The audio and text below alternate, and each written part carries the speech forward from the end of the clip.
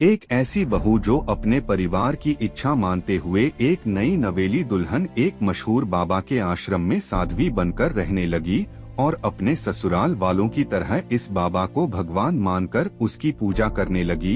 एक रात बाबा जी ने उसे अपनी गुफा में बुलाया। वो बहुत खुश हुई कि बाबा उसे उसके सभी जन्मों के पापों से मुक्त कर उसकी शुद्धि करने वाले हैं।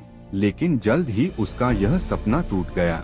जैसे ही वह अंदर गई उसने देखा कि वो बाबा बिना कपड़ों के बिस्तर पर लेटा हुआ था।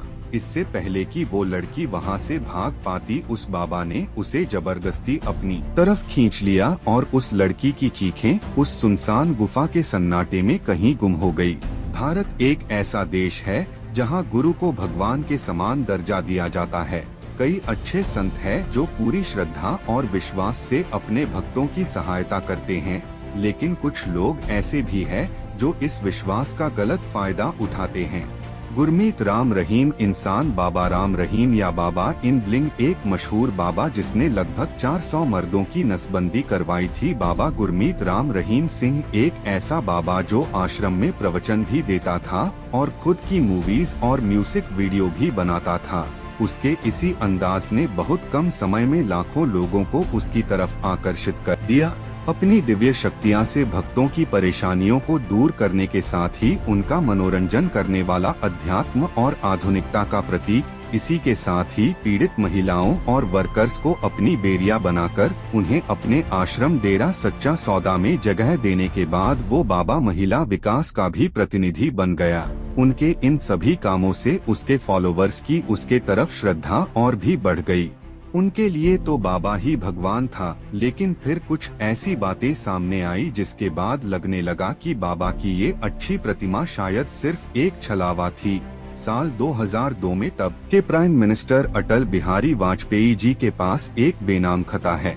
उसमें लिखा था कि बाबा राम रहीम ने अपने आश्रम की 2 साध्वियों का शारीरिक शोषण किया। ये खबर आग की तरह देश में फैल गई और जल्द ही बाबा के खिलाफ इन्वेस्टिगेशन शुरू होगी। बाबा के भक्त भड़क उठे, दंगे हुए। बाबा को बचाने की कड़ी कोशिशों की गई, जिसकी वजह से ये केस पूरे 15 साल तक चलता रहा और इस बीच बाबा से जुड़ी कई और घिनौनी बातें सामने आए।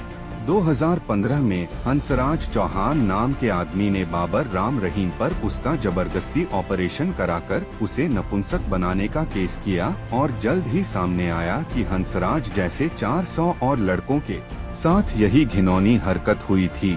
जितना घिनौना ये काम था उतनी ही घिनौनी इसके पीछे की वजह थी।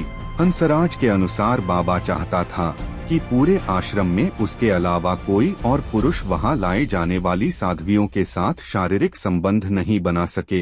हंसराज ने ये तक कह दिया कि जिन बच्चियों को बाबा गोद लेता था उनके साथ भी उसके गलत संबंध थे और इस बात का एक और गवाह बना बाबा की गोदली बेटी हनीप्रीत का एक्स हस्बैंड, जिसका दावा था कि उसने खुद अपनी आंखों से अपनी पत्नी को बाबा के साथ शारीरिक संबंध बनाते हुए देखा था। इतने सारे आरोपों के बाद सीबीआई ने इन्वेस्टिगेशन के रफ्तार और ज्यादा बढ़ा दी और आखिरकार 2002 में फाइल किए हुए उस बलात्कार का केस में बाबा दोषी साबित होगा।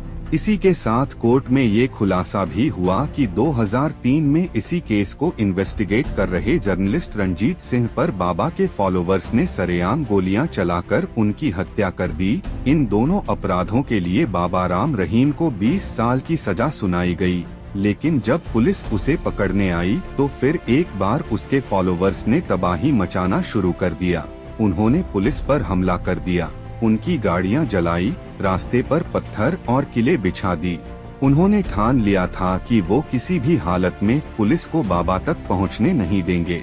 लेकिन भक्तों की इस बड़ी भीड़ को किसी तरह काबू करते हुए जब पुलिस बाबा तक पहुंची तब उन्हें उसे जेल ले जाने के लिए एक अलग रास्ता अपनाना पड़ा। भगदड़ से बचने के लिए आखिरकार बाबा को हेलीकॉप्टर से जेल ले जाया गया। वीडियो कैसी लगी कमेंट करके बताएं।